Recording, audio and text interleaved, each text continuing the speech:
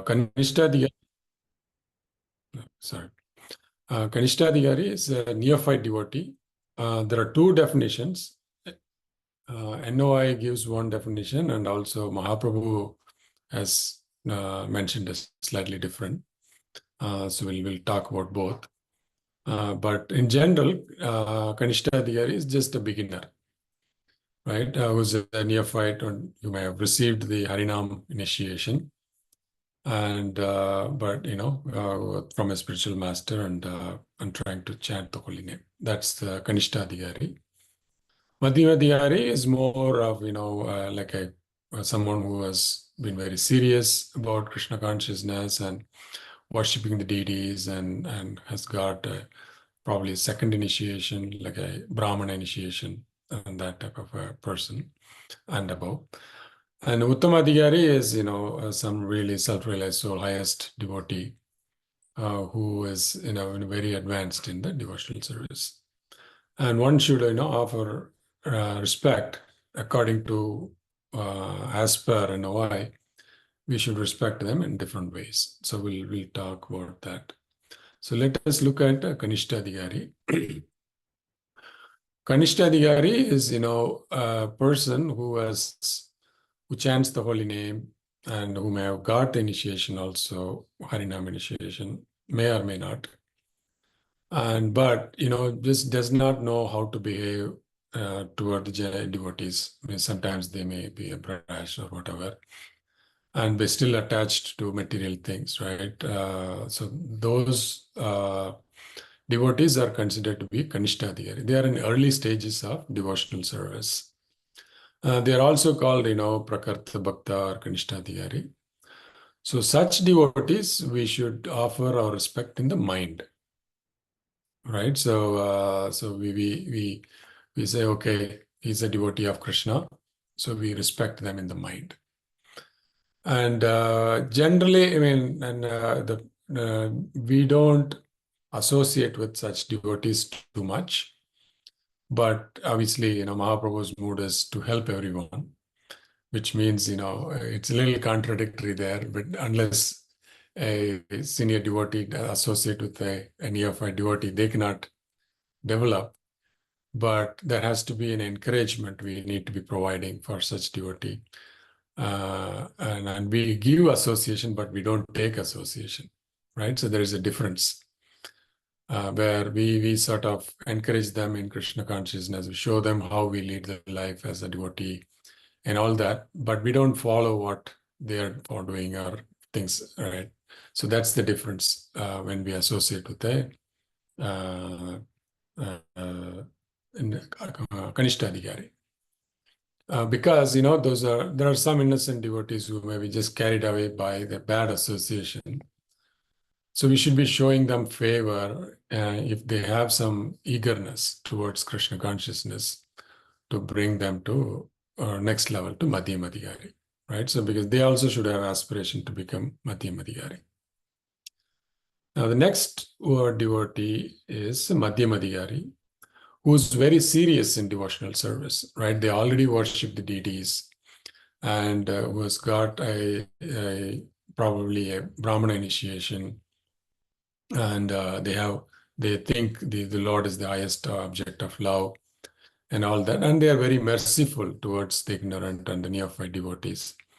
And also, they are just generally not envious by nature, right? Because they've understood, okay, envy is in the heart is a problematic one, right? So one should not be envious of others. We should be always loving to others.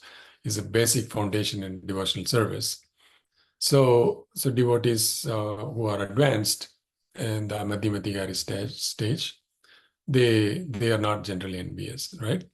So such devotees, we should offer obeisances to such devotees.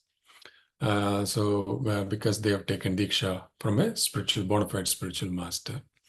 And we should always aspect or associate with such devotees, so that they keep our devotional life healthy, right? So that's what Nectar of Instruction is recommending. And even Srimad Bhagavatam says, for the advancement spiritual life, 6.1.13 says, Tapasya Brahmanya Charena Samena Cha Damena Cha, which means when a person is serious about accepting Diksha, he must be prepared to do certain things, right? Such as practicing austerity, tapasya, right? Celibacy, brahmacharya, and control of mind and body, right? So that has to be there for the devotees. And if one is so prepared and is desired to receive a spiritual enlightenment, which is the Divya Jnanam, he should be fit for being initiated. Such people should approach the spiritual master and get the Diksha so that they continue to make progress on the spirituality. So that's the general principle in terms of Madhyam Adhikari, who was, an advanced devotee. Now, Uttam Adhikari is the highest of all. For them, they see every soul as, everybody, every living entity as a soul. And they also see that Paramatma is living in everyone's heart, right? Whether it's a plant or an elephant or a dog eater or a Brahmana, everybody is equal for a Uttamadhikari, right? And their main quality is, they will never blaspheme others. They are not interested in that because they see everybody as a soul and his heart is so clean that, they don't see any fault in others. And even if they see, they will ignore and move on, right? So that's the type of devotees are Uttamadhikaris. And they are obviously attained an unalloyed love for the Lord and so on, right? So that's the quality of a Uttamadhikari. And according to Srila Rupa Goswami, association and more importantly, we should be serving such devotees. That's the important, right? So most of our sannyasis in ISKCON are all in that category, right? They're all sort of self-realized, very advanced, and they're not envious of anybody, and they don't blaspheme. Generally, most of them, whomever I've seen, they don't blaspheme others, right? So for them, we need to be, trying to serve such Mahabhagavatas so that we get the blessings from the Lord, because that supercharges our spiritual life when we serve such wonderful devotees. So we should also aspire to accept such devotees as a spiritual master so that, we can continue to grow. And so to be a spiritual master, one of the points that is called out is that you don't have to be a Uttama Adhikari to be a spiritual master. Even a Madhyam Adhikari can be a spiritual master.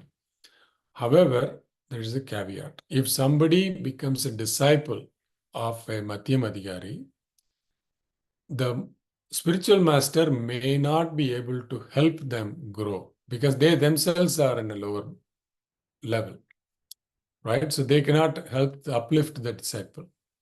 So therefore, it is always preferable or better to take a initiation from a Uttamadhikari, right? So that is where you can supercharge your spiritual progress. Now, in another context, where this question was asked by Satyaraj Khanna, Srila Satyaraj Khanna to Mahaprabhu, who is considered to be it? How do I identify a Vaishnava? Who should be recognized as a Vaishnava? Mahaprabhu said, Prabhu kahe yanara mukhe suni ege bara, Krishna nama se pujaya shrestha sabakara. Means if they say one time Lord's name, Krishna, they should be considered a Vaishnava. Right? And we should offer, in our mind, respect to them. Right? They are considered like a Kanishta Adhikari. Right? One time if somebody says. So that's the potency of Lord's name. And Mahaprabhu gives so much emphasis on saying, okay, if somebody says one time Krishna's name, we should consider as a devotee. Right? So those were the different, levels of devotees in the Vaishnava philosophy. and we should recognize them accordingly and respect them accordingly as well. Okay, and any questions, I'm happy to take, otherwise we'll move to the next topic.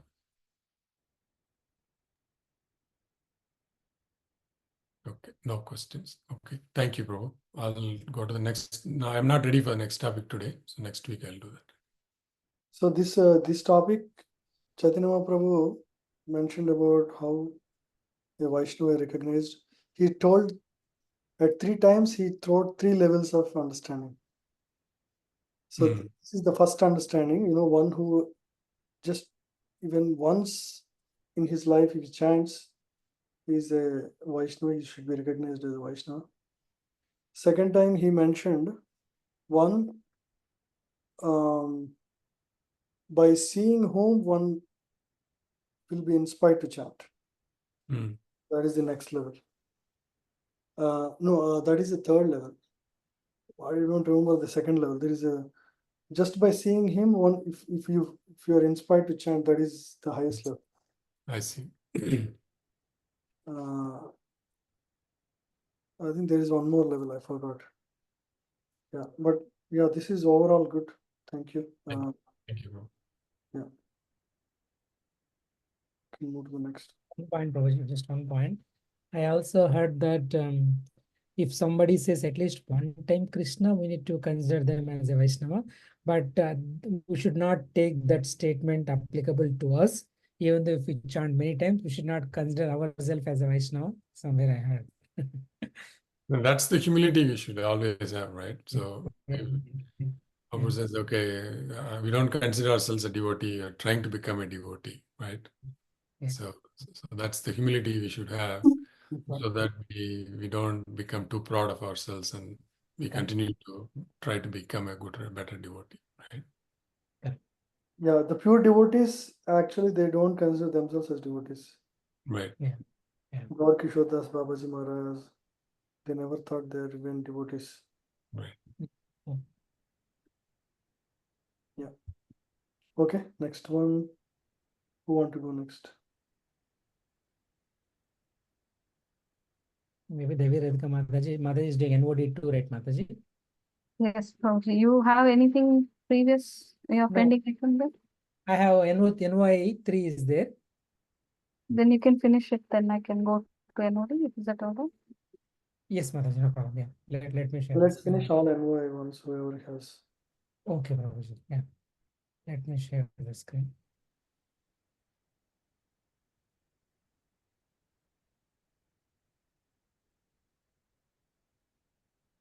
Can you see my screen, Prabhuji? Yeah. Okay. ओम अज्ञातमनस्सज्ञानाञ्जनशलाकया चक्षुरुन्मिलितं तस्मै श्रीगुरवे पंचकल्पतरुभ्यस्य कृपासिन्धुभ्यश्च पावनन्दे वैष्णवेभ्यो श्री प्रभुपाद की जय, श्री गुरुदेव की जय. So I'm going to talk on NOI3 by Srila Rupa Goswami. So here Rupa Goswami says 6 principles favorable to the execution of the devotion service.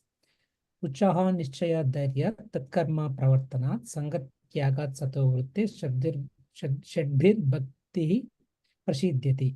So these are the 6 principles for a favorable execution of the devotional service. One is being enthusiastic and endeavoring with confidence, and being patient and acting according to regulative principles, abandoning the association of non-devotees, and following footsteps of Acharya. We'll go in detail all these principles, what it is in the next coming slides. And here, Rupa Goswami says, devotional service is not a matter of sentimental speculation, but it's a practical activity. If you take some examples like Yashoda Mata, she loves Krishna so much, but it's not theoretically, but she spends a lot of time in making Krishna happy by cooking or feeding him, right? So it's not a sentimental speculation, but it's a practical activity. Even in case of Srila Prabhupada also, so he waited for almost 30 to 40 years to fulfill his Guru Maharaj's dream about preaching in Western countries. So that is one of the best examples. So devotional service is not a speculation, but it is a practical activity. And it's not only just a feeling, it's a practical activity. And still Guru Goswami says in the Bhakti Rasamrita Sindhu, 1.1.11 has defined devotional service as follows. Anyabhilashita sunyam jnana karmadi anamputam anukulena krishnanushilanam bhakti ruttama. So rendering devotional service favorable to the Lord, free from extraneous motive and devoid of fruitive karma or impersonal jnana and other selfish desires. So the devotional service has to be favorable to the Lord by without attaching to all these things. So should not be any fruitive motive for sense enjoyment, and it should not be any fruitive karma, devoid of fruitive karma or impersonal jnana and other selfish desire. So the devotional service has to be favorable to the Lord. So these six principles for the execution of devotional service. And what kind of devotional service means? The devotional service has to be favorable to the Lord. So that is the essence we need to capture here. And going to the next slide. So 9 processes of devotional service. Now we have seen the principles for the execution. Now what are the different types of devotional service? Shravanam, Kirtanam, Vishnu Smaranam, Padasevanam, Archanam, Vandanam, Dasyam, Sakhyam, Atma Nivedanam. In referring to Bhagavad Gita 4.34, Tadvidhi Pranipatena, Pariprashnena Sevaya, Upadeshyanti Te Jnanam, Jnaninam Tattvadarshinaha. Just try to learn the truth by approaching a spiritual master, inquire from him submissively, and render service unto him. The self-realized soul can impart knowledge unto you because they have already seen the truth. So Shravanam is one of the topmost devotional service that we know. So where should we listen to Shravanam? We should do the Shravanam from a bona fide spiritual master with all these qualities in mind having. So we should be approaching with the submission mode, and we should render service unto him. And when we do that, then the self-raised soul can impart that knowledge, the truth to us. So Shravanam is one of the topmost devotional service one has to take up in the devotional service. The next slide says Chaitanya Mahaprabhu told Rupa Goswami, Brahmanda Brahmite Kone Bhagyavan Jiva Guru Krishna Prasade Paya Bhakti Lata Beach. In the course of traversing the universal creation of Brahma, some fortunate soul may receive the seed of Bhakti Lata, the creeper of devotion service. This is all by the grace of Guru and Krishna. When by good fortune one comes in contact with a pure devotee and hears from him patiently, one begins to follow the path of devotion service. Such an opportunity is offered to a person who is sincere. So if you see in this flow, one get in contact with the pure soul, and when we render the service to the pure soul with submission, and when we hear from him, and when we do that, then the seed of bhakti develops in our heart that leads to the creeper of devotional service. So associating with the pure devotees and rendering service with submission and hear from him, it's very important to get the seed of bhakti. And next. So till now we have seen the principles of devotional service and what kind of devotional service that we should offer, and then the types of devotional service, and then how the seed of bhakti comes so that we can perform the devotional service. And now we will see execution of devotional service in details of the 6 principles. When you say Utsahan, enthusiasm, we should endure with intelligence. That means finding correct means by which everything can be used in the service of the Lord. We should not speculate here. We should find the correct way how we can utilize everything in the service of the Lord. That is called endeavoring with intelligence. And now execute with patience. That means taken instructions from a spiritual master and execute with patience, like Srila Prabhupada, as we discussed. So he waited for 40 years to fulfill his Srila Bhakti Siddhanta Saraswati Thakur, his Guru Maharaj's dream about preaching in Western countries, right? So the patience is required. It's not like instantaneous. We did something, and in materially, if we do something, we expect results immediately, right? It's not like that. Spiritually, we need to have patience and submission towards the Guru. Then the results will come definitely. And next thing is confidence. So if you take an example of a newly married couple expects offspring from her husband, but cannot expect immediately. Surrender, what the lady should do is surrender to her husband and be confident that her child will develop and born in due time. That means devotee should think Krishna will surely protect me and give me help for successful execution of the devotional service. So we should have the confidence that Krishna, since we know that he's the maintainer of everything and he will take care of us, So we should have the firm faith in him that he will protect us all the time. So we should have that confidence. And next principle is follow the regulative principles. So 4 regulative principles such as no meat eating, no intoxication, no gambling, no illicit connection, the 4 regulative principles, and which is called niyama, yama, and niyama means chanting 16 rounds and faithfully performing all the executing the principles. So these are called the following the regulative principles. And next principle is giving up the association of the non-devotees. So we should not take association of the karmis, jnanis, yogis, and non-devotees. We should take the association of the devotees only. Asat Sangha Tyaga. And then Satovruti, that means following the footsteps of previous acharyas. We should wake up early in the morning and doing Mangalarati and read Srimad Bhagavatam in the association of devotees. So this is called Satovruti. These are the execution of the devotional service for each and every principle. How to execute, how to perform, how to apply this principle in life, in our real life. And these are the details of the 6 devotional service principles. So if you follow that, one is sure to advance in the devotional service. Next, Krishna, when we perform this devotional service following this principle, then Krishna is giving assurance on the results of performing the devotional service. Krishna says that engagement in the devotional service of the Lord is the life and soul of the living entity. And it is the desired goal and the supreme perfection of human life. In 10th canto, Krishna says that although mental speculators and fruitive actors may perform great austerities and penances, they still fall down because they do not have the information about the lotus feet of the Lord. The devotees of the Lord, however, never falls down. And in Bhagavad Gita 9.31, Krishna says, the Supreme Personality of Godhead assures Arjuna, Kaunteya Pratijaneti Name Bhaktya Pranashyati. O son of Kunti, declare it boldly that my devotee never perishes. And in Bhagavad Gita 2.40, Krishna says that Nehabhi Kramanastosti Pratyayayona Vidyate Swalpam Api Asya Dharmasya Trayate Mahato Bhaya. In this endeavor, there is no loss or diminution, and a little advancement on this path can protect one from the most dangerous type of fear. So these are the references that Krishna is giving assurance that if you follow the 6 devotional principles thoroughly, and he is assuring that results will be definitely there.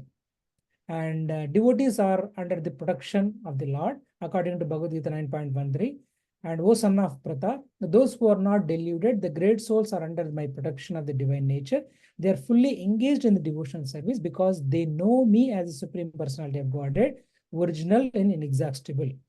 Since all the devotees of the Lord are under the protection of his supreme potency, they should not deviate from the path of devotional service and take to the path of karmi, jnani, or yogi. This is called uchaha, nischaya, dharya, tatkarma, pravartana. So we should not take the association of the non-devotees. Enthusiastically executing the regulative principles of the devotional service with patience and confidence. In this way, one can advance in devotional service without any hindrance. And a summary, this is a summary. So devotional service means here, but we have seen that it's not a practical activity, it's a practical activity, but it's not a mental speculation. And we have seen about the 6 principles of the devotional service and what are the different types of devotional service, which are 9 process of devotional service. Among those, hearing is the most important thing. And only the fortunate souls who receive the fortunate soul would receive the seed of bhakti when they associate with the pure souls. And we should render devotional service favorable to the Lord, not for any sense gratification. And when we should do the service with submission to the spiritual master. When we do this, Krishna is giving assurance on the results of the performing devotional service. When we do that, definitely we'll advance in the devotional service. Direction. This is the summary. Yeah, nice summary. Thank you, Bhagavan. Overall flow is awesome. Thank you, Bhagavan. Yeah. Anyone else has anything to share? Any feedback or anything?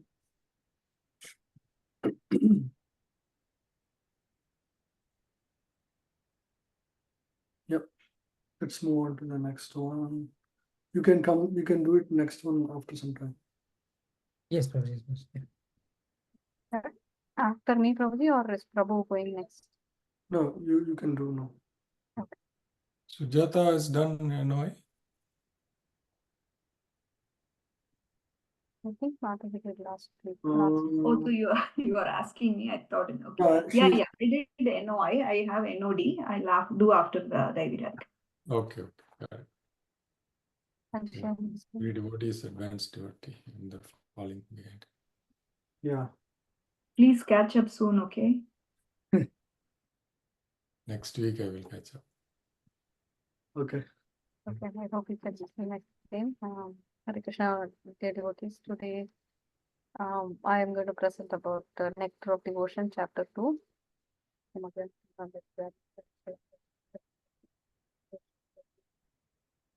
The sharing chapter my- 2 talks about the first stages of devotion.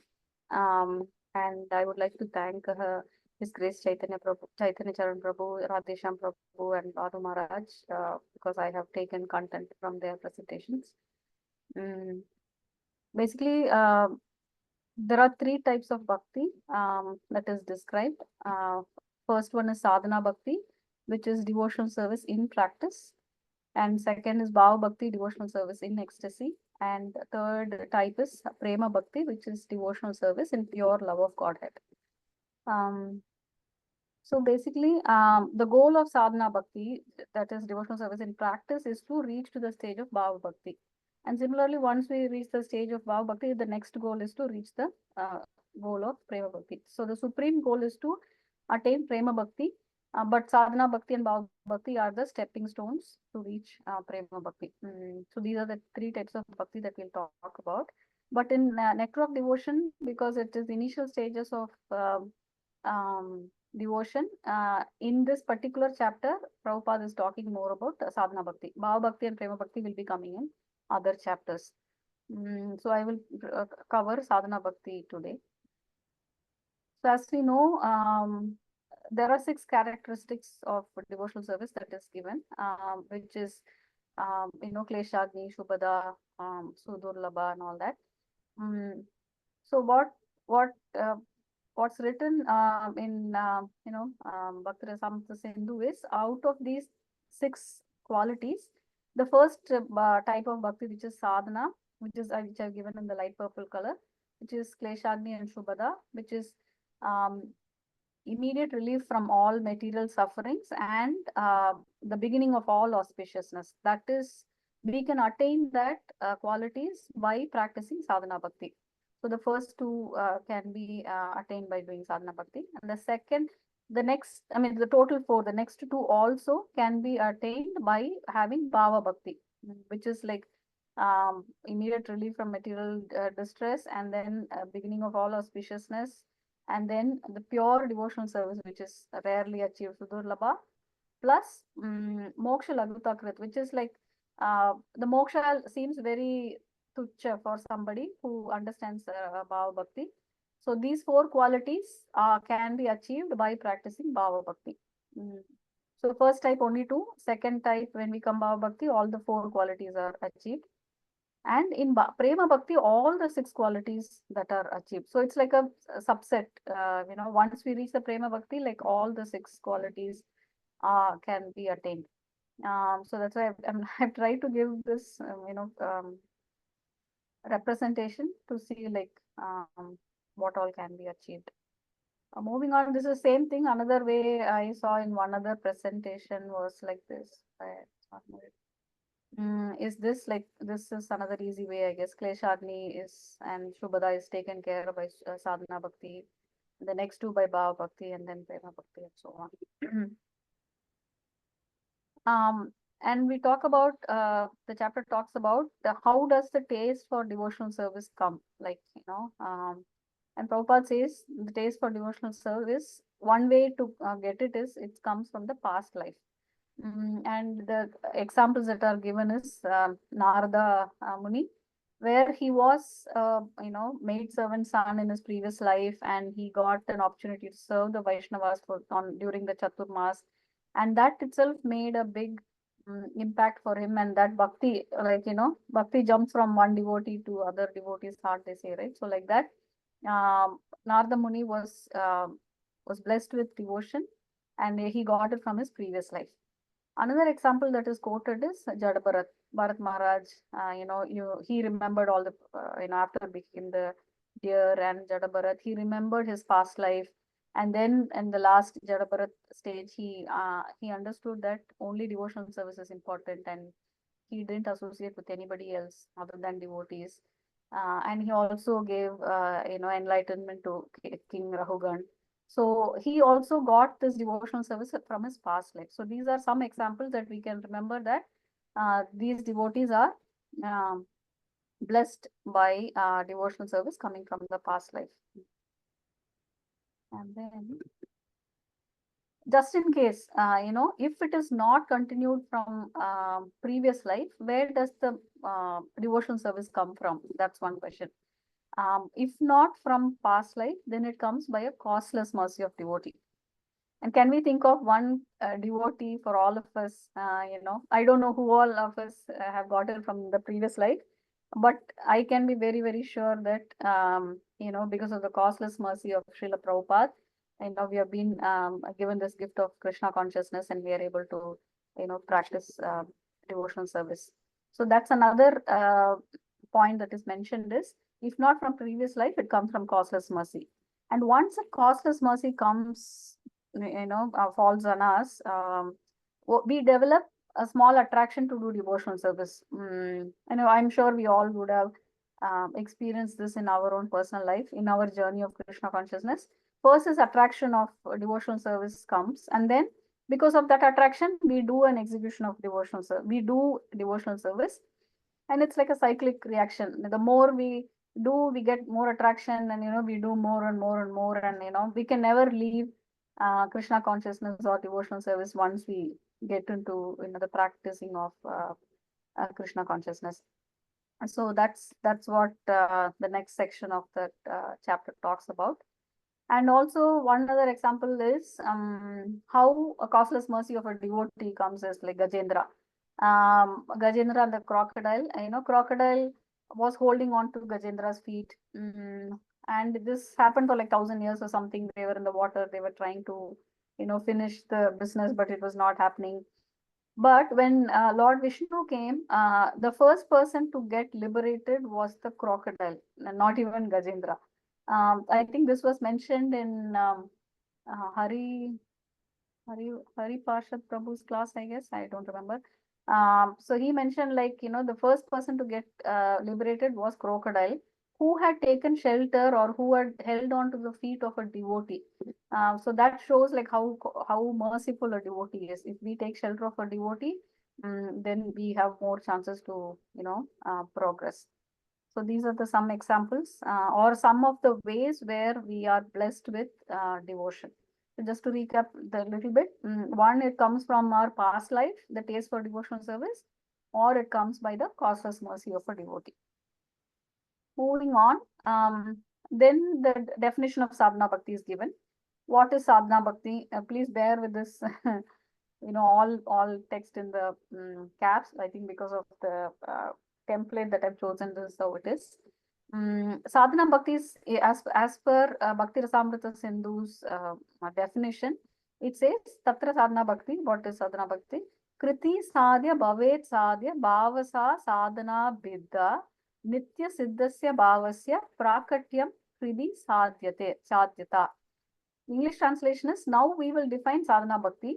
Action of the senses that produce the state of bhava is called sadhana bhakti. The state of bhava bhakti that is attained, sadhyata, is an eternal sthayi bhava, which is not created, but simply manifests within the soul by the spiritual energy of the Lord. So we'll talk about this a little bit more, about the manifestation, all that in coming points. Basically, it says like from the material, physical practice, like, by employing our senses, by hands, legs, and all our, senses, that the five senses that we have, by employing that senses, how does a spiritual bhava come? Spiritual is, our devotional service is a spiritual activity. How does it come from engaging a material energy? So the example given is like how a lotus comes from dirt, right? from even though the environment is dirty, a very beautiful lotus comes from that. Similarly, an imperfection leads to perfection. So these are some of the examples that are given. How even though it is material, it leads to a spiritual outcome. And also, bhakti is not a development; it is a revival. So it's not that bhakti is started and it is it is created and then comes out. Instead, it is already there. It is implicit. Only thing is, it is revived. It is somewhere dormant in us, but it is revived by doing sadhana bhakti, which is by employing our senses. Moving on. So when we say the manifestation, right? So action of the senses that produces a state of bhava is called sadhana bhakti. That's what we saw. And here we are employing both the mind and senses in practical devotional service. And this developing is not artificial, it is innate. The example that is given is a child.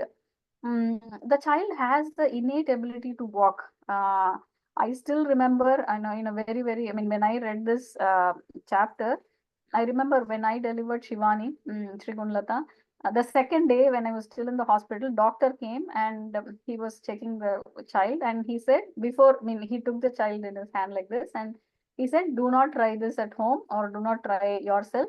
And then he held the child and he held it in a way that her feet is on the table, and you won't believe they started, putting the feet one after the other. So I can very well relate that even the second day of the child, they have that ability to walk. But only thing is, it manifests. The proper walking can happen in once they are 1 year plus, where all their physically they are able to walk. But they are blessed with that capability when they are born itself. Similarly is the similarly is Krishna consciousness. It is deep inside us in our soul, but only thing is it comes out of practice. And sadhana bhakti is one of those kind of devotional practice which helps us, revive or wake up that devotional service that is deep inside us. And then it also says like every living entity is in an abnormal condition of madness, either chasing something, doing something, and things like that. So we say like we are in Maya in this physical body. But just like how a psychiatrist cures the mental diseases, the cure of madness is to practice sadhana bhakti. So we have to slowly start practicing, doing things, as per what spiritual masters say and all that. And then that will help us, start practicing sadhana bhakti. For example, when after we take diksha, or even when we are in shiksha state, the spiritual master helps us fix the mind on Krishna. He says who's the supreme Lord, what we have to do, how to chant, how to do Tulsi Puja, and all that. The spiritual master helps us to fix the mind and employ the senses to do sadhana bhakti. So that's how a psychiatrist cures, like that. Similarly, a spiritual master helps us to cure this state of madness and start doing sadhana bhakti. Narada Muni mentions, Narada Muni mentions the sadhana bhakti in Bhagavatam, like, my dear King Yudhishthira, one has to fix his mind on Krishna by any means. This is called Krishna consciousness. It is a duty of the Acharya, the spiritual master, to find the ways and means for his disciple to fix his mind on Krishna. That is the beginning of sadhana bhakti. And the example that's given is King Ambarish Maharaj. Even though King Ambarish is a very opulent king or a very prospective king, he always fixed his mind on Krishna. So that's one example given. And we'll talk about the two types of sadhana bhakti, which is Vaidhi sadhana bhakti and Raganuga sadhana bhakti. Vaidhi sadhana bhakti is performed by the guru's order. It's not performed intentionally or out of our own wishes. But because of the respect we have for the guru and we want to follow, so mainly the driving factor is guru's order. The first part is called service according to regulative principles. One has to follow different regulative principles by the order of spiritual master on the strength of authoritative scriptures. Here, there is no question of refusal. It's just Vaidhi, which is regulated. Whether we like it or not, we have to do certain things. And which we try to, convince our mind and we try to follow. That is called as Vaidhi sadhana bhakti. And this also, like Sukadev Goswami, another example here given is Sukadev Goswami was given instructions by, Sukadev Goswami gave instruction to Parikshit Maharaj on what to do on those 7 days, just hear and do all that. So that is one kind of, surrender that Parikshit Maharaj took towards Sukadev Goswami and followed his instructions. That also comes under Vaidhi Sadhana Bhakti. And Srimad Bhagavatam, again, one of the reference that is given is, O descendant of King Bharata, one who desires to be free from all miseries must hear about and glorify, also remember the personality of Godhead, who is a super soul, the controller and the savior from all miseries. In Padma Purana also, there's one other reference which says one should always remember Vishnu and never forget him.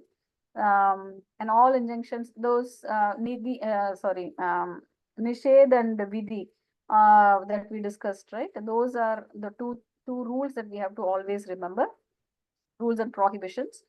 And Vaidhi Sadhana Bhakti is like, similar to what we are following, like chanting 16 rounds, following the regulative principles, studying, and, all the different examples of Vaidhi Sadhana Bhakti is given in this table. I'll not go in detail, but we can go through later.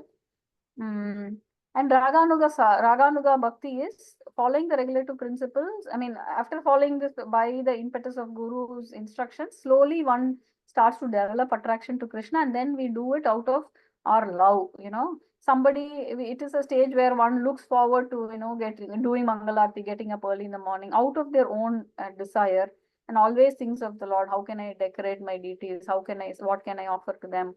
And things like that. So this offering of loving is a little bit spontaneous compared to Vaidhi Sadhana Bhakti. And there are, each one, this is one of the, snapshot I took from one presentation is, each person attains the Lord based on their sadhana or based on their practice. Like gopis are like top level, right? Where they attained through prema, through their love. Kamsa attained, his stage of devotion or towards Krishna through fear, Shishupal through envy, and to each one it differs. So we can see like which level we want to be in, we are in, and we can see where we want to get to, and we can go through that. So devotees attain goals according to their sadhana. That is given. I'm not going into each and every character, but this is just for reference, like how Narada got association and he went, Shishupal through envy, and so on. And just to summarize, the green ones are only, sorry, I don't know if you can see the top part. Sadhana, Vaidhi Sadhana and Raganuga Sadhana Bhakti is what is covered in this particular chapter, the very initial, the first stages of devotional service. All the other like Bhava and Prema are all covered in the upcoming chapters of Nectar of Devotion. And it's very, very interesting that, I forgot and I was just trying to put through other things and then realized it's only these are covered. So that's pretty much what I have today to cover as far as the initial stages of devotional services are concerned. I'll stop here. If there's any question, I can take it.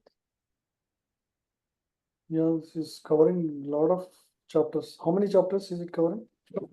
Actually, one chapter, Prabhuji, but there are a lot of content. It was very difficult to condense them. Second chapter, huh? Yeah, second chapter. You covered Sadhana Bhakti, Raga Bhakti. Yeah. Bhava Bhakti. Raganuga Bhakti, Vaidhi Sadhana.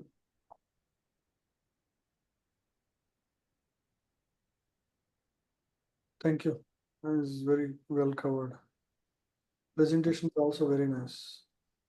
And I've mostly taken from many places, it's very difficult to put it on my own. So Prabhupada, yeah. So one time, one of the American disciples asked Prabhupada, Prabhupada, how is it that we people in America are able to attain devotion service? To that Prabhupada said, it's only because of me. There is no other, don't feel surprised, you are not something from previous life. So we're all mercy cases. 99.99%. Yeah. That makes us humble. That's good. Okay. That's good. Thank you. Yeah, Mother Champagut, Mother.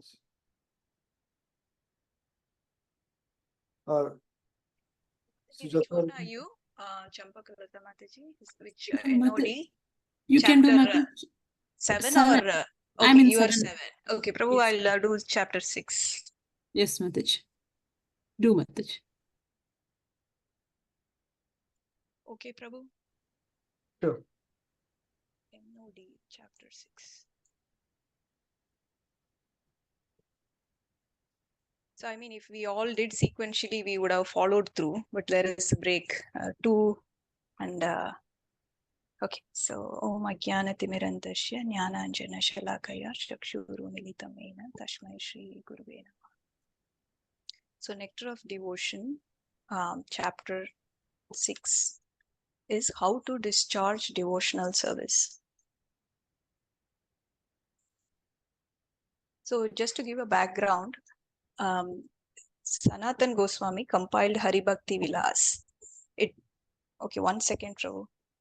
Inga konjam speaker kammi panikonga. Illana 1 second, Prabhu. I am getting an echo. I'll mute.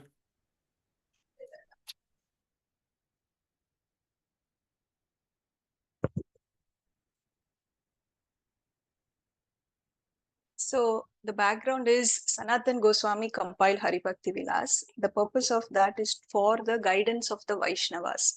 So what does it contain? It contains the rules and regulations which has to be followed by the Vaishnavas. And those rules and regulations are very important and prominent. And those are very important items is only for our benefit. So only the basic principles are mentioned in here and not the details. So what is a basic principle? To accept a spiritual master is a basic principle. The details is to follow the instruction of a spiritual master.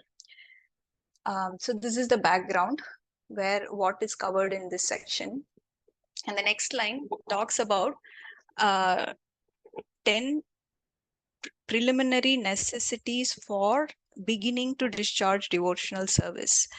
So in the beginning, if a neophyte devotee observes these principles, he or she will definitely make good progress and advancement in Krishna consciousness. So what are those basic principles, which are the primary 10 regulative principles for any neophyte devotee to start devotional service? The number 1 is to accept the shelter of the lotus feet of a spiritual master. So accept the spiritual master is the first important one, and then get initiated by the spiritual master and learn from the spiritual master how to discharge devotional service.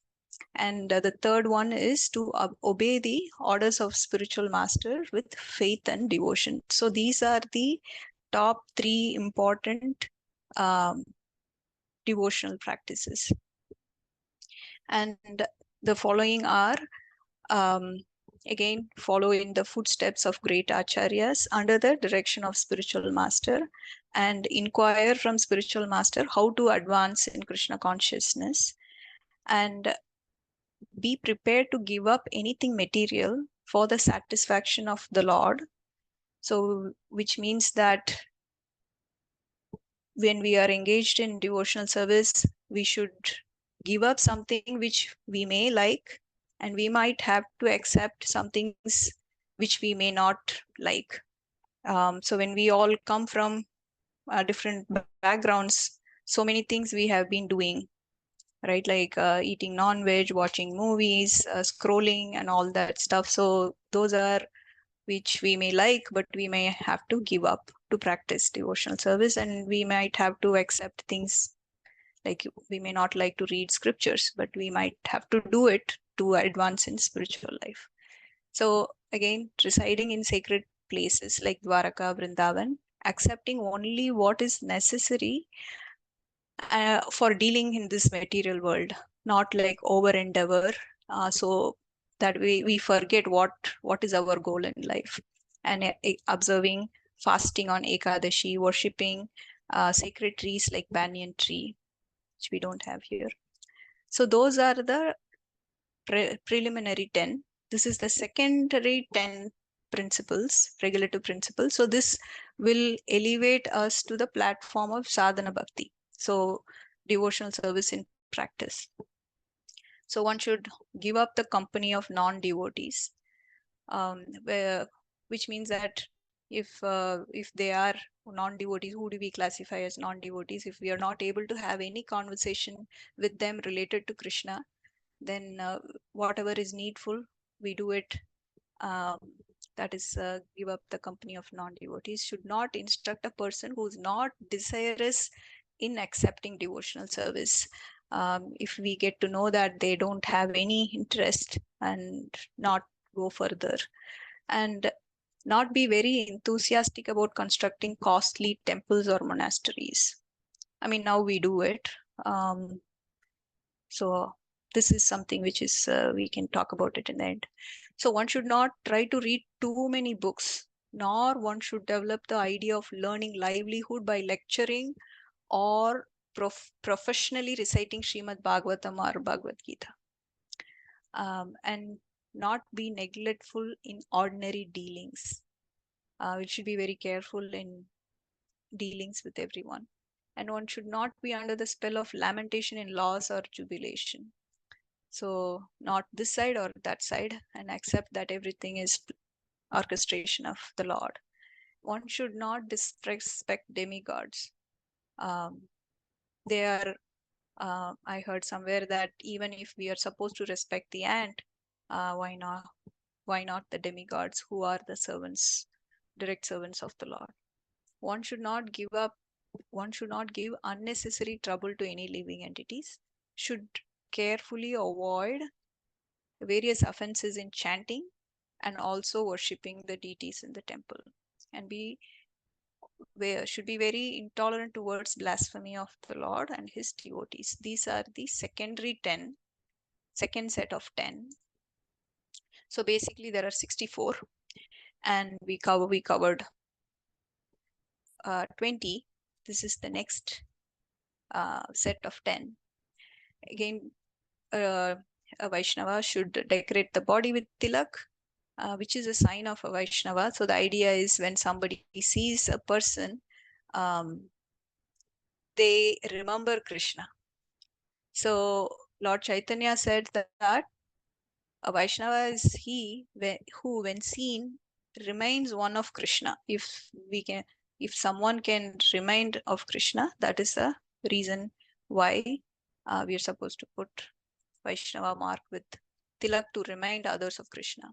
So in marking such tilak, sometimes one may write Hare Krishna in the body. One should accept flowers, garlands that has been offered to the deity and spiritual master and can put on one's body. Should learn to dance before the deities. Should learn how to bow down immediately by seeing deity or spiritual master. As soon as one visits the temple of Krishna, one must stand up. And when the deity is born for when the deity is born for stroll on the street, so which they do in South Indian temple, the Utsava deities, they come out for stroll, and devotees should immediately follow the procession. Devotee must visit Vishnu temple at least once or twice a day, morning and evening. One must circumambulate the temple for at least 3 times. One must worship the deity in the temple according to regulative principles, like offering arati, prasad, decorating deity, etc. These must be observed regularly. Those we covered 30 so far, and the rest of the list. So one must render personal service to the deities. You should sing, perform sankirtan, must chant, and offer prayers. And there are so many prayers in Bhagavatam. One should recite notable prayers and taste Mahaprasad, which is offered to the deities, drink Charanamrit, smell the incense and flowers offered to the deities, touch the lotus feet of the deity, see deity with great devotion, offer arati at different times, hear about the Lord and his pastimes from Bhagavatam, Bhagavad Gita, and similar books. One must pray to deity for his mercy, remember the deity, meditate upon the deity, render voluntary service, should think of Lord as one's friend, offer everything to the Lord, and offer a favorite article such as food or garment. So we covered, I think, 40. The next set, one should take all kind of risks to perform all endeavors for Krishna's benefit. In every condition, one should be a surrendered soul. So should pour water on Tulsi, should regularly hear Bhagavatam and similar literature, should live in a place, in a sacred place like Mathura, Vrindavan and Dwaraka, should offer services to Vaishnavas, all devotees, should arrange one's devotional service according to one's means. In the month of Kartik, October or November, we should make arrangements for special services. For Janmashtami, one should observe special service. One should do whatever is done with great care and devotion for the deity, and should relish the pleasure of Bhagavatam, reading among devotees, not among outsiders. One should associate with devotees who are considered more advanced. One should chant the holy name of the Lord and live in jurisdiction of Mathura. And we covered 64 items so far. And these 64 items are for discharging the regulative practice of devotional service.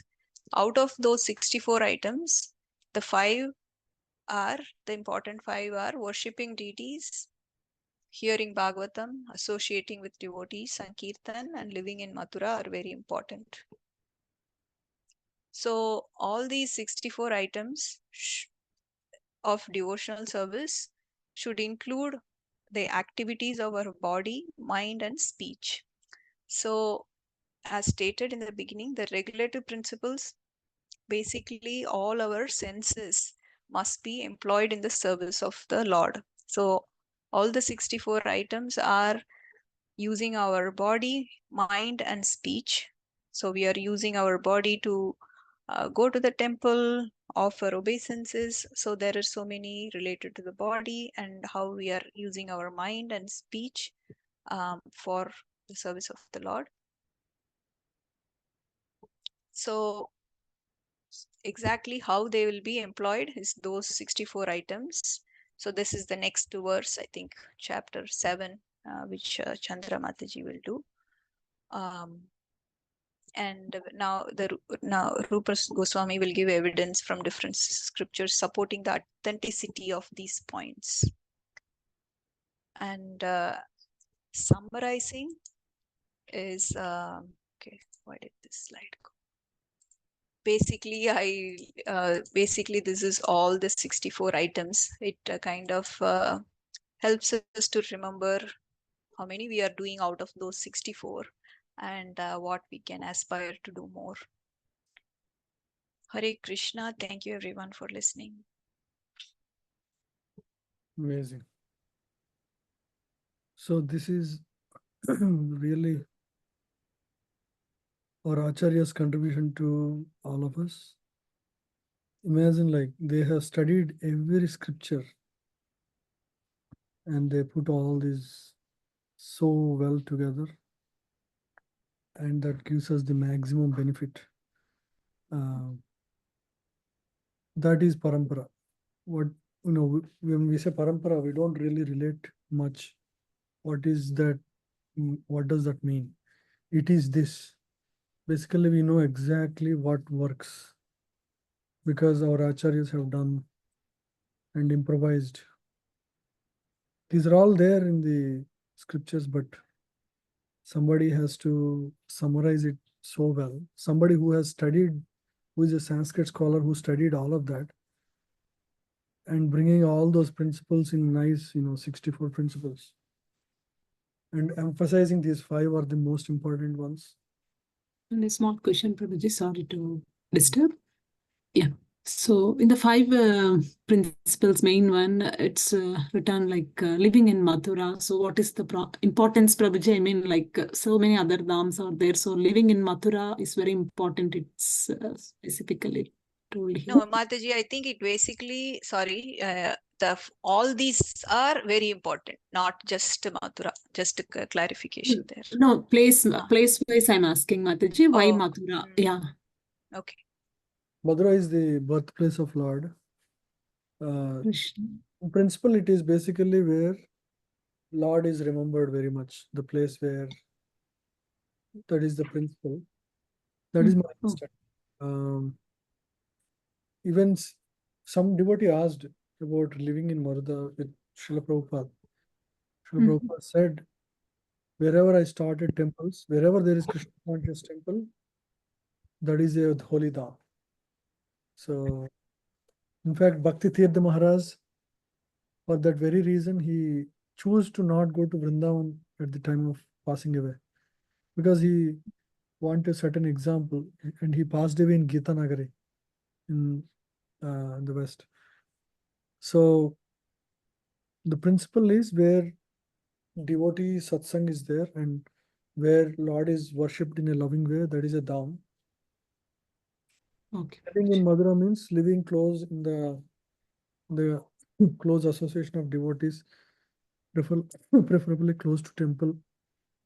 That is living in dham. Okay. Thank you. Thank you, Mataji. Prabhu, I had another question here, right? So I think somewhere it said, don't endeavor to build Beautiful temple. where is this? Yes, temple. I should have maybe highlighted, like expensive temples. Yeah. So nowadays, let's say in many places, we build temples to attract devotees, like opulent temples. So how do we resolve that? Reconcile that. Yes, Principle is, even though we are serving Krishna, if facilities are very luxurious, there is a chance that one gets carried away by the facilities if we are not careful, if we are not, luxurious monasteries are not really, it's not really meant for those who are practicing Krishna consciousness. It's for the outsiders to attract to a nice place of assembly. But there is a chance one may get carried away by the luxury available there, freely available for them, right? Especially for those who are living in the place. And wherever there is too much, money involved, there is a chance of conflict, because Kali resides. There is a chance for Kali to take over if they are not practicing sadhana well. If they're practicing sadhana well and using everything 100% in service of Krishna, there is no problem. But general caution this is. Prabhupada built all beautiful temples, and it worked out very well, Prabhupada time. And his Guru Bhaktisiddhanta Thakur also built beautiful temples. At one point, when when he heard that a few devotees were having a conflict on who will use a specific room in the ashram he created in Mayapur, Bhaktisiddhanta Thakur was very upset that I have put so much effort for preaching by building these temples, and the brahmacharis are actually doing fight on picking up the rooms, which room goes to whom. So there is always that risk of misuse of facilities. That's why I think this is mentioned like that. If Okay, someone is not, sincere in sadhana and. Okay, thank you, Prabhu. Okay, let's move to the last one. Champa. I'll share the screen. I have one more, Prabhuji, NOD 2. Okay. Let's finish. I'll ask. Yeah, after Mataji again. Sure, Prabhu, I will go ahead. Mataji, you can. Mataji, But what chapter is yours, Prabhuji? NOD? Second, Mataji. Yours is third. You did second, right? I did second, yeah. Yeah, mine is third. Oh, so then And you you should could have gone done after before. me. Yeah. Yeah. I didn't Huh? know. You should have done Before before you me, read. Prabhu. So we'll are in sequence. You started, so I thought, okay. Okay. Okay. You want to do Prabhuji? You can go ahead and do. Then I'll do the last one, Prabhuji. No, Mataji, you are waiting so long. Because the tension, we know your tension. So you already I did it before you. You wanted to do it, so you do it, and Prabhu. Sure, Mataji. Yeah. Mataji, I think you need to stop sharing your screen. I'm not able to Oh. share, Mataji. Yeah. Oh, sorry. Oh, no problem. Looking at it. 1 second, Mataji.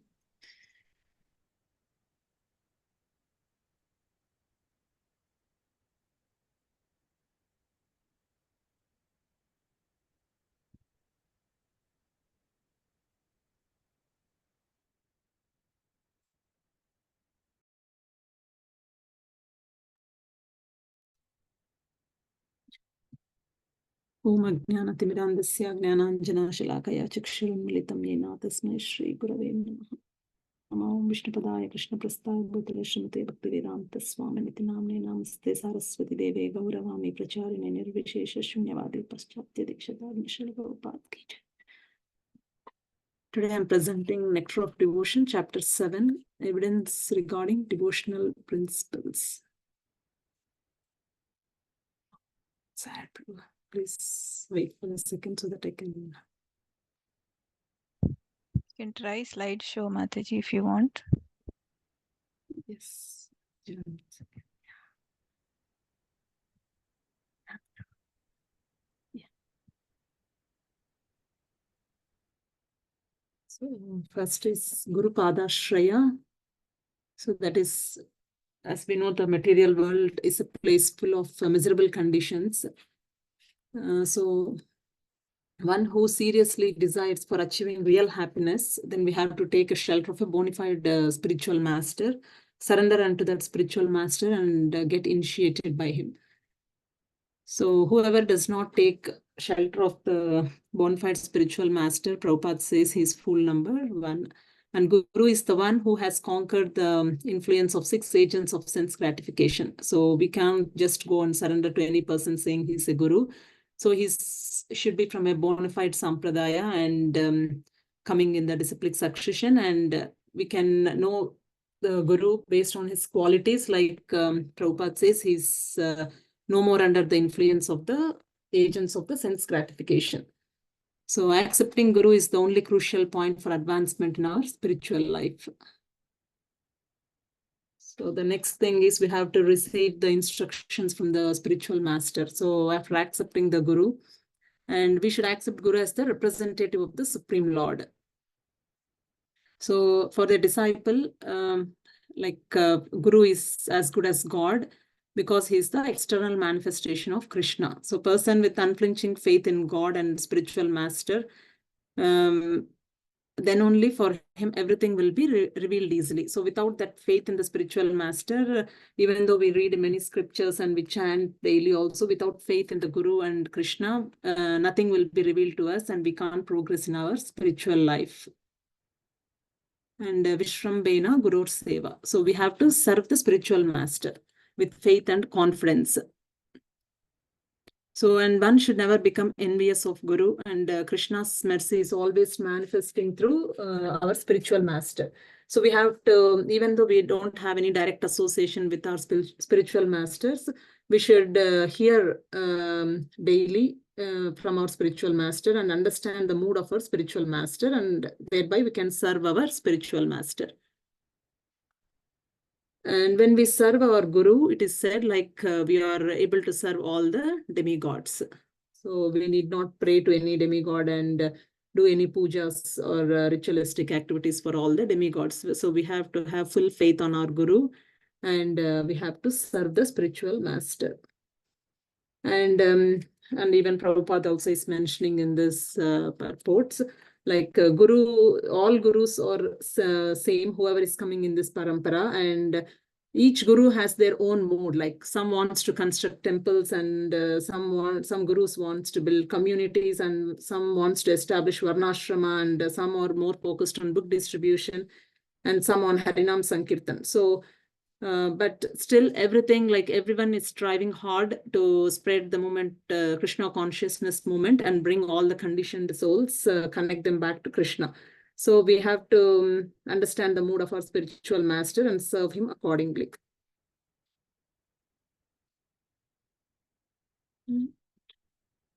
Next is Sadhu Vartamanu Vartanam. So we have to follow the footsteps of saintly persons.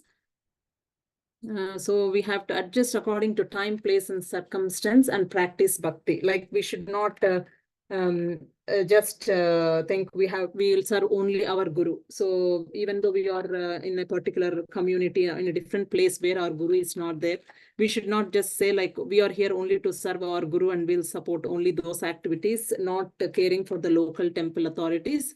So Prabhupada said that is not correct. Like wherever we are, like we have to adjust to the time, place, and circumstance, and we have to please the local temple authorities and even please our spiritual master. So both have to go together. So we should not be like only we are here to serve our guru. So we have to adjust according to time, place, and circumstance, and practice our bhakti.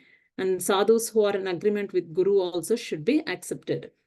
So here Rupa Goswami also gave the example of Lord Buddha. So he's the incarnation of the Supreme Lord only, but we have to give respect to Lord Buddha, but we shouldn't take the teachings of Lord Buddha. So Buddha teachings are for bewildering atheists. So for them only he taught all his teachings, and we should not accept his teachings, and we can respect Buddha because he's the incarnation of the Supreme Lord himself. And we should follow in the footsteps of the sadhus who represent our sampradaya only. Like we should not take up gurus from the other sampradayas and who are false gurus.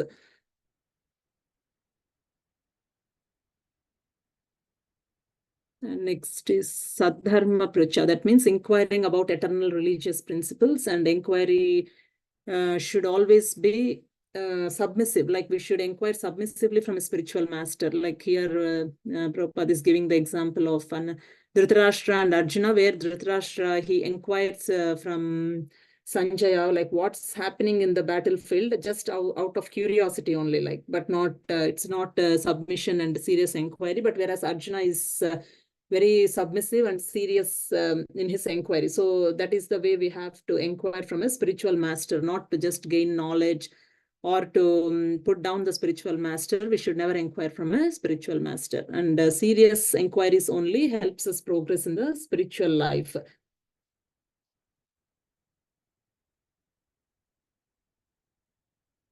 So see, Sri Krishna Vimukha Sangatyaga. That means we have to give up everything material for Krishna's satisfaction. And when we give up all material things only, then there is some space freeing up in our heart so that we can get attracted to Lord Sri Krishna. So we have to give up material attachments and only engage in Supreme Lord's activities like Krishna consciousness activities. Yavat Arthanu Vartita. That means we have to accept as much as we need if we are very serious in our devotional life. So we should not put extra endeavor and on the material things and they do devotional service, which doesn't help. Like because we are putting more effort and time on the material things, which makes us lose our focus on the spiritual activities. So here it's clearly mentioned, one who is very serious in devotional life, they should only accept what is needed for their livelihood. So don't accumulate too much and fix up in regulative principles according to one's own ability and then follow vows without fail. That will make us progress in spiritual life. So, and residing in a holy place is very important because there is a lot of spiritual potent in the holy place, and that was the place where Lord has resided and where great devotees have performed their bhajans. So when we reside in such places, it helps us to progress in our devotional life. Harivasara Sammano. That means like observing fasting on Ekadashi. So here Prabhupada is again mentioning the fasting thing should not be like a self-torture to our body. Even if we are doing fasting on Ekadashi, it should completely focus our consciousness on the Supreme Lord. So instead, if we are thinking like we are fasting and our mind is like when the time is going to end and when we are going to eat, the whole day, if we are thinking about that, then that kind of fasting doesn't help us progress in the spiritual life. So the main purpose of fasting and doing any kind of austerity is to focus our mind on the Supreme Lord, and which is helping us to progress in the spiritual life. And Bhakti is supremely potent. And on these days, it is said like more mercy is available. So that is the reason we do fasting on appearances days and Ekadashi and all these days, because Bhakti is supremely potent on these days. And one's faith and love should be increased on Lord by doing such austerities. And we have to, main purpose is we have to hear and chant the holy names of the Lord on these special days by doing this fasting. So engage our time in the service of the Supreme Lord. And next is we have to give respect to all the sacred trees like the Tulsi plant, Amalaka trees, and we have to respect cows, Brahmanas, and serve all the Vaishnavas. So when we do all this, our sinful reactions will be diminished.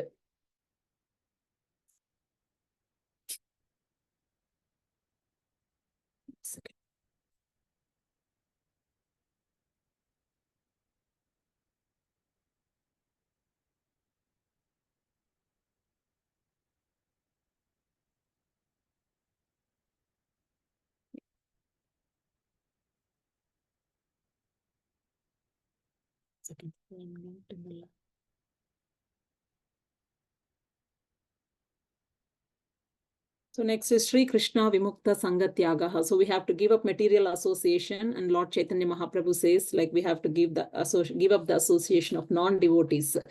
And even we think like when we see the demigod worshippers, we think they are devotees, but still Prabhupada is telling they are considered as non-devotees because they don't know the like Lord Krishna or Vishnu is the supreme, and they worship demigods for all material benefits. So that is the reason they are not devotees, because they are after the material achievements. And the next topic is Sishyadi Ananubandhitvam. So a guru don't accept too many disciples. So Prabhupada is telling like, I don't have, one second, Prabhu, I'm a little confused here.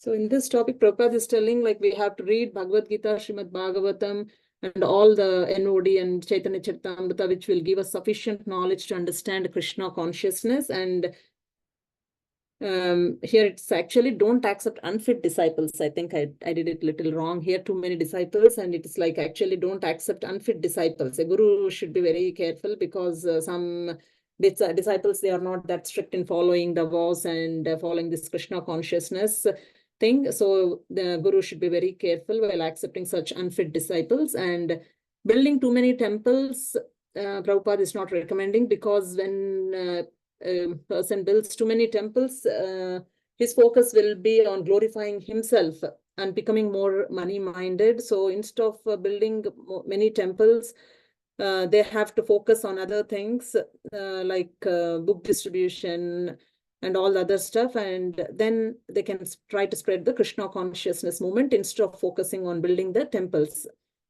And every sincere disciple of Guru is expected to share Krishna's mercy to others. And Prabhupada is telling all his sons and granddaughters, they are eligible to become a Guru by spreading this Krishna consciousness movement.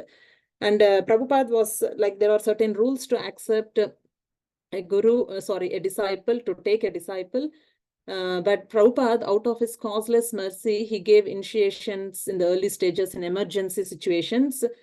Like without any fire sacrifice, all those things also Prabhupada gave initiations. And even he gave sannyasi initiations to many of the devotees, young devotees. So why he gave is, he wants to make sure this Krishna consciousness movement will be like, which is coming from Lord Sri Chaitanya Mahaprabhu legacy, like it will be carried for 10,000 years. So for that reason, in the emergency situation, in the initial stages, Prabhupada gave sannyasi initiations even to the young devotees. But Prabhupada again says a guru should be very careful while taking his disciples. And we should not read too many books. That means, like here Prabhupada is telling, first we should start with the we should have foundation with Prabhupada books. Like we have to read Prabhupada books, and accordingly, like some devotees will have some services like scientific preaching way methods and all. Then they can read certain books to gain some knowledge and give lectures on those topics. But initial stages, all the devotees, like they need not read many books and get confused. They can just read basic Bhagavatam, Bhagavad Gita, and Chaitanya Charitamrita to learn some knowledge and preach Krishna consciousness. Only other books are recommended only for preaching purposes if needed.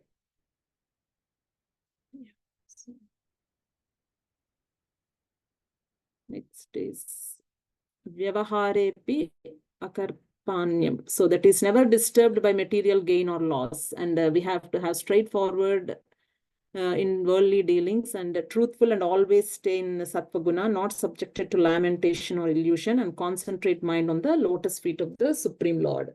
So that means we should not have any duplicity in the worldly dealings.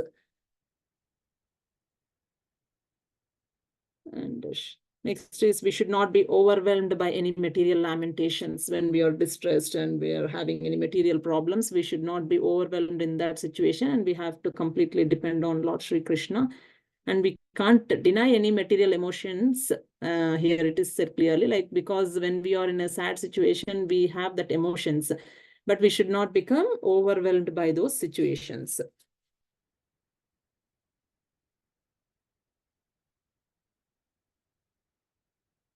Next is we should not, here it's clearly said, like we shouldn't disrespect demigods. We should respect each and what to tell of demigods. Like we have to respect each and every living entity, not only human beings, but animals also. So we are here to respect everyone, but our prayers and our focus is fully on Lord Sri Krishna, who is the Supreme Personality of Godhead. And according to Vaishnava philosophy, one should offer respect even to an ant. And here it's also mentioned, like Prabhupada, he was not at all mocking at hippies, and he was very warm, personal, and he was so caring for hippies. And that's the reason he was able to change all those people into pure devotees of the Supreme Lord. So we have to be very respectful and caring towards all the living entities. So being devotee, it's not a license to be insensitive and disrespectful towards them, towards all the living entities.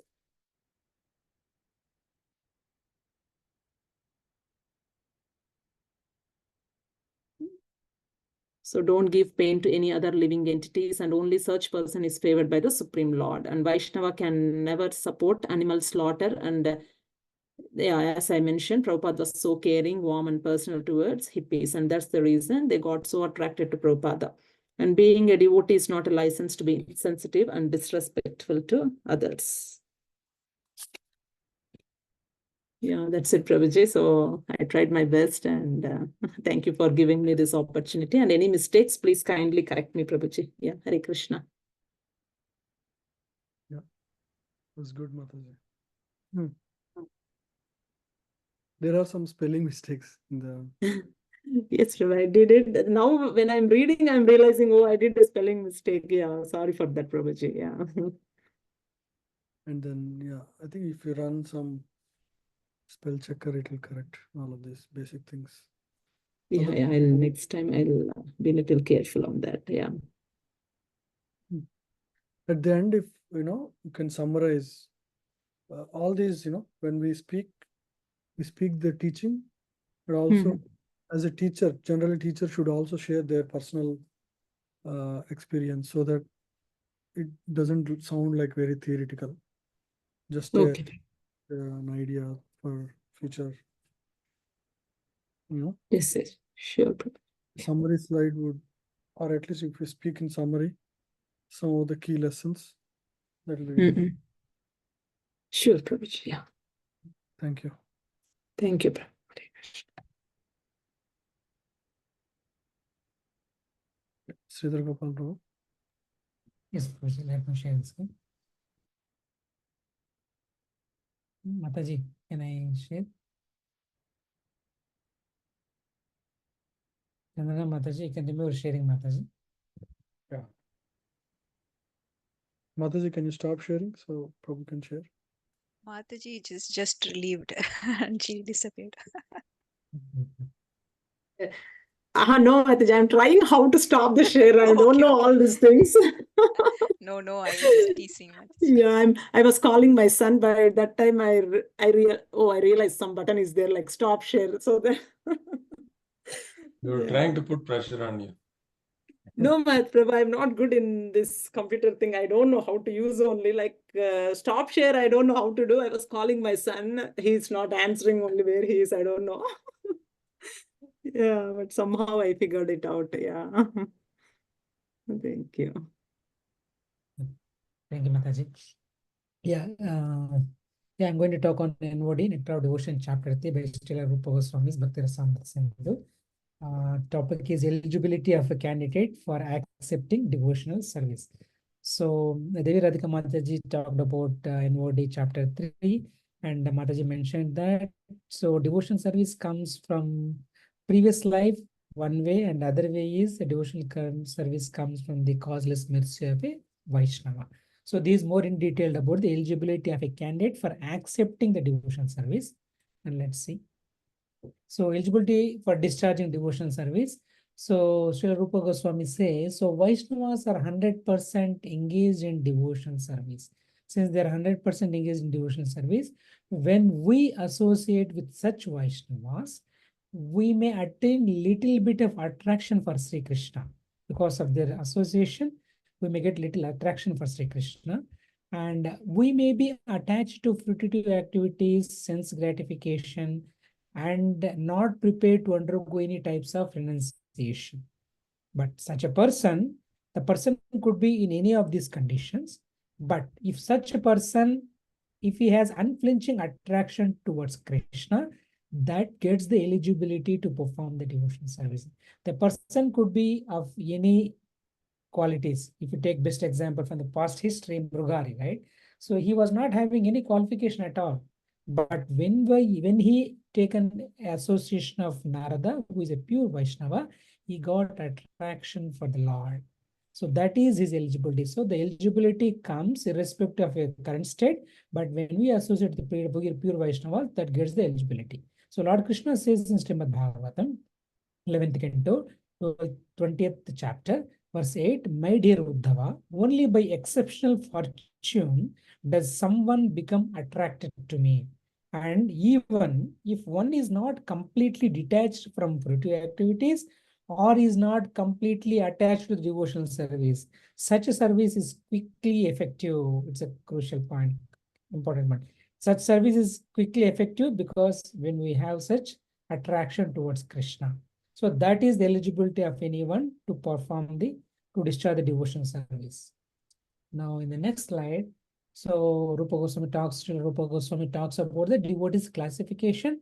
Devotees may be divided into three classes: first class devotees, second class devotees, and third class devotees. In first class devotees, they are expert in scriptures and in arguments referring scriptures. The best example we can say is Srila Prabhupada. Right? He was, any question if you pose in any interviews, the answer which he gives, the other person cannot even open his mouth next, right? So that is the level of expertise.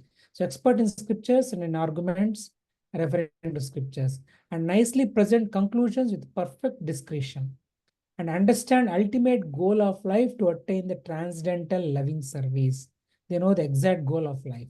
And Krishna is the only object of worship and love. They know that the ultimate goal of life is Krishna is the only object of worship and love. And strictly follow the rules and regulations and under the instructions of a bona fide spiritual master, and fully trained in scriptures to preach, never deviates from the principles of higher authority, and has firm faith in scriptures, and not interested in any dry speculative methods. Everything this referred to as per the scriptures. So these are the first class devotees qualities. And in second class devotees, And second class devotee, not very expert in arguing the strength of the revealed scriptures, but he has a firm faith in the objective that Krishna is Supreme Personality of Godhead, but they are not very expert. They cannot argue with anyone referring to the scriptures. But he has a firm faith in the procedure of the Krishna devotional service unto Krishna, but he may sometimes fail to offer arguments and decisions on the strength of the revealed scriptures to an opposing party. And at the same time, he's still undaunted within himself as to his decision that Krishna is the supreme object of worship. So he was under dilemma. He cannot completely agree that Krishna is the supreme object of worship.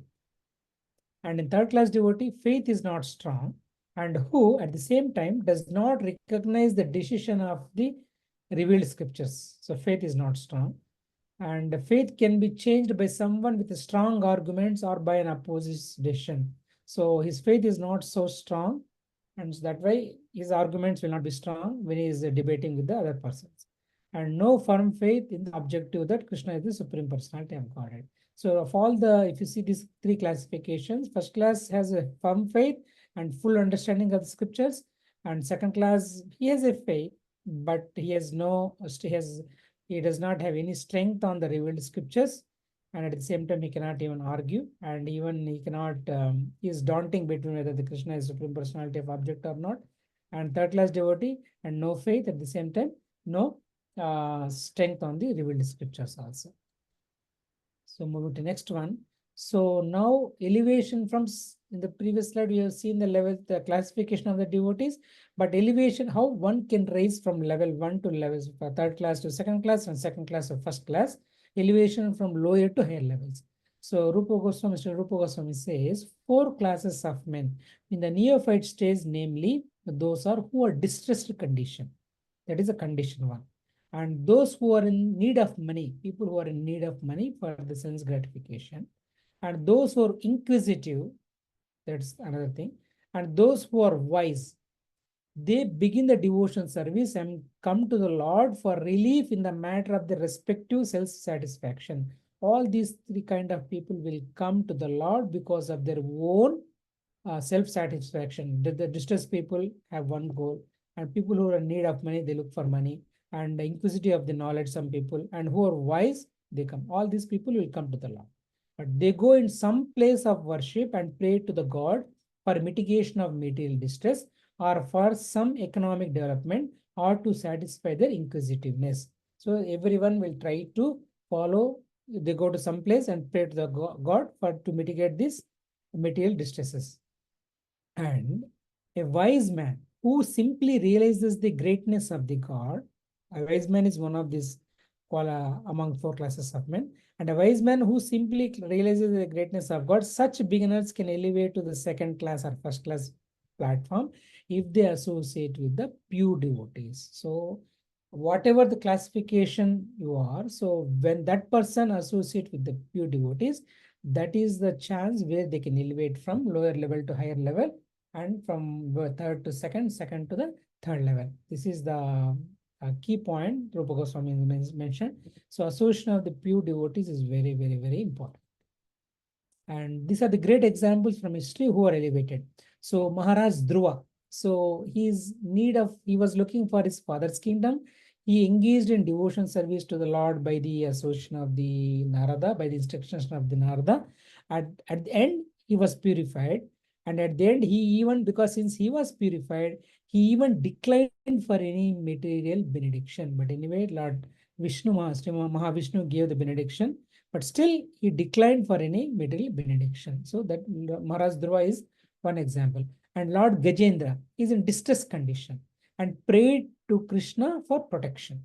And Sanaka, Sanatana, Sanandana, Sanat Kumara, they're all wise and saintly persons, all wise. They are attracted to devotional service. And Saunaka at Naimisharanya forest, these sages are inquisitive, he is inquisitive and always asking Suta Goswami about Krishna to know more about the Lord. They're inquisitive to know more about the Lord. And whatever the condition, so these are different examples, but whatever the condition one may be, if he is fortunate enough to associate with the pure devotees, then very quickly he is elevated to the second class or first class platform. So the key point is one, irrespective of the state of their consciousness or the level where they are in, but if they associate with the pure devotees, it's very quickly they can elevate to the higher levels. So next. So here, a neophyte versus the pious activities. It is explained in Bhagavad Gita that only one who has continually executed pious activities and whose sinful reactions in life have completely stopped can take to Krishna consciousness. Others cannot. So that means one should have done the pious activities, then only they can come to Krishna consciousness. Without pious activities, if a man is in a distressed condition, let us say that person has not done any past activities, and if the person is in such a distressed condition, he becomes an agnostic, a communist, or something like that, because he has not firmly believed in God. He thinks that he can adjust his distressed condition by totally disbelieving in him. So these are the two differences between. So that means what we say is, the Rupa Goswami says is, so one should do the pious activities. Otherwise, if it doesn't do the pious activity, that's where they fall into these kind of categories. So referring to Gita, who is dear to Krishna out of 4 neophytes? The one who is wise, very dear to him. Out of all the 4 categories which you have seen, the one who is wise is very dear to Krishna. Why? Because a wise man, if he is attracted to Krishna, he is not seeking any exchange of the material benefits. So he does not look for any exchange for the material benefits. A wise man who becomes attached to Krishna does not want any return from him, either in the form of his relieving his distress or gaining money. This means that from the very beginning, his basic principle of attachment to Krishna is more or less mainly love.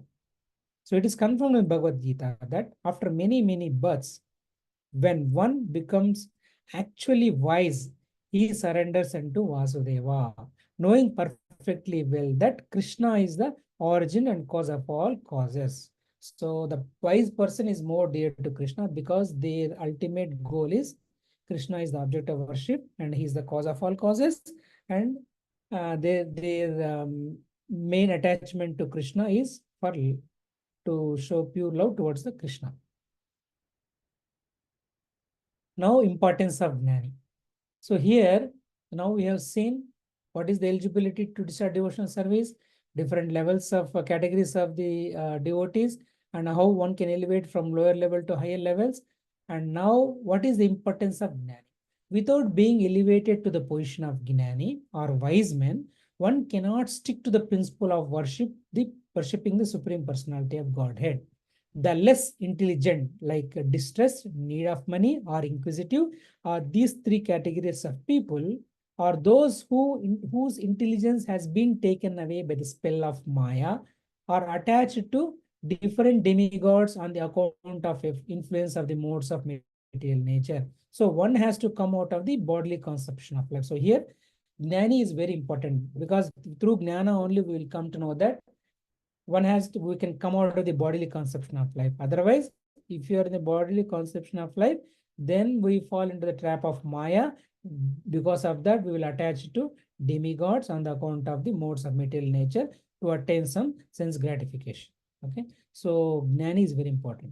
So Bhakti means material enjoyment, and Mukti means to become freed from material anxiety and to become one with the Lord. These desires are compared to being haunted by ghosts and witches, because while these aspirations for material enjoyment or spiritual ones with the Supreme remain, no one can relish the actual transcendental taste of devotional service. So it's concluded that a person who is freed from bodily conception of life is eligible candidate for devotional service. So one eligibility is one should have unflinching attraction towards Krishna. Another thing is one should also have jnana, that one should be free from bodily conception of life. Then only that is one another eligibility. Okay. Now, here pure devotee's intentions. So a pure devotee never cares for liberation. The attention of a pure devotee is so much attracted to glorification of the Lord's pastimes, names, qualities, forms, etc. that the devotees does not care for mukti. So these are the intentions. And still Bilvamangar Thakur has said that if I am engaged in the devotion service unto you, O my Lord, then very easily can I perceive your presence everywhere. As far as liberation is concerned, I think liberation stands at my door with folded hands waiting to serve me. To pure devotees, therefore, liberation and the spiritual emancipation are not very important things. So these are the intention of it. They don't look for the liberation as per this example here. Now reference to pure devotees. In third canto, fourth chapter, verse 15 of the same book, wherein Uddhava addresses Lord Krishna, says, my only prayer is that I may have unflinching faith and devotion unto the lotus feet of unto your lotus feet. In third canto, 25th chapter, verse 34, where Kapil Deva instructs his mother and says, my dear mother, devotees whose hearts are always filled in service of my lotus feet and who are prepared to do anything for my satisfaction, especially those fortunate devotees who assemble together to understand my qualities, pastimes, and forms, and thus glorify me congregationally and derive transcendental pleasure therefrom, never desires to become one with me, merging into Lord, right? And what to speak of becoming one with me? If they are offered a post like mine in my abode, or opulence like mine, or even personal association with me with a similar bodily features, they refuse to accept. There are different forms of merging, right, into Lord. So they don't look for all those things because they are satisfied simply by engaging in my pure devotional service. So that is the another intention of the pure devotional service.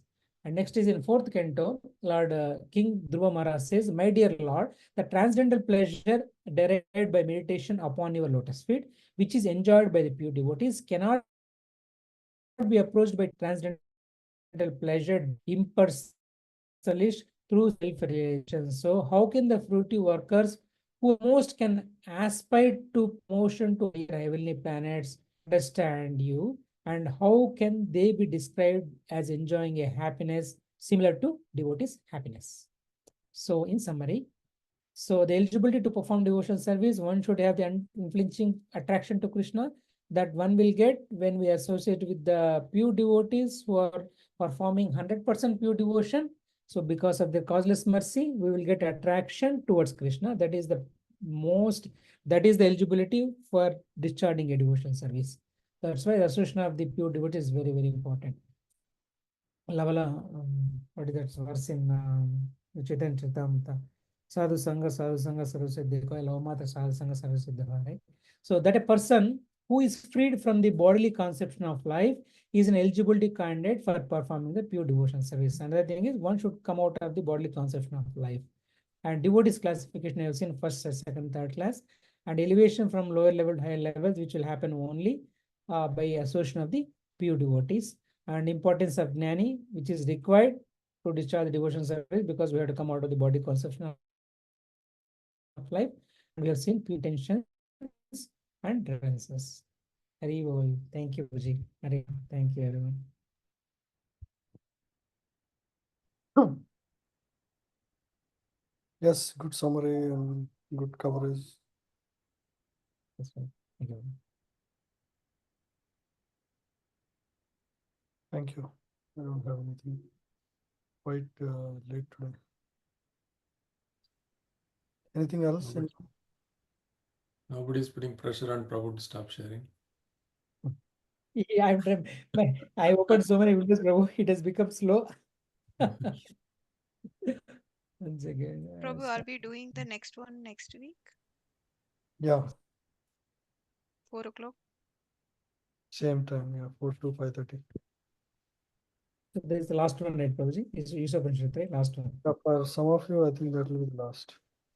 Yeah. Self and Andhram Prabhu will miss next 2 weeks, Prabhuji. 2 Fridays we are not here. Okay. No worries. When you are back, you can. Yes. Okay. Thank you all very much. Thank you, Prabhu. Thank you, Prabhuji. Thank you, What Prabhuji. Patiently hearing. Thank you, Prabhuji.